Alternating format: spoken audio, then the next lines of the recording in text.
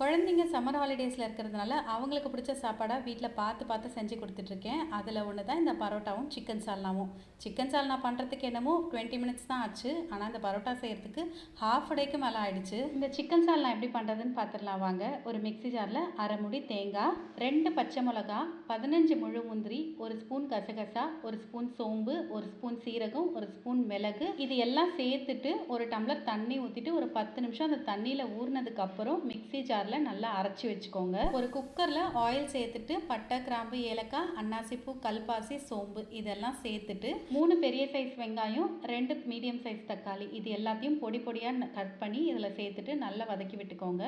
இது எல்லாம் நல்லா வதங்கினதுக்கப்புறம் 2 ஸ்பூன் இஞ்சி பூண்டு பேஸ்ட் இதையும் சேர்த்துட்டு பச்சை வாசனை போகிற வரைக்கும் நல்லா வதக்கிக்கோங்க.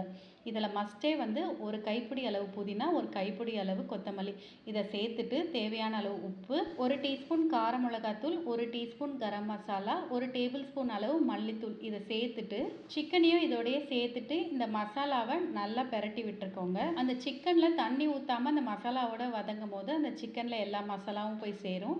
ஒரு 5 நிமிஷம் கழித்து உங்களுக்கு எவ்வளோ தண்ணி வேணுமோ அவ்வளோ சேர்த்துட்டு இந்த அரைச்சி வச்சுருக்க மசாலாவை இதில் போட்டுட்டு நமக்கு எந்த அளவுக்கு சால்னா தண்ணியாக வேணுமோ அந்த அளவுக்கு தண்ணி ஊற்றிட்டு குக்கர் மூடி போட்டு விசில் வச்சுட்டு 2 விசில் விட்டுருங்க. 2 விசில் வந்ததுக்கப்புறம் ப்ரெஷர் கம்ப்ளீட்டாக அடங்கினதுக்கப்புறம் நீங்கள் ஓப்பன் பண்ணி பாருங்கள். சிக்கன் சால்னா சூப்பராக ரெடி ஆகிருக்கும். இந்த சால்னா பண்ணுறதுக்கு கண்டிப்பாக உங்களுக்கு 20 to 30 மினிட்ஸ் தாங்க ஆகும். ரொம்பவும் ஈஸி.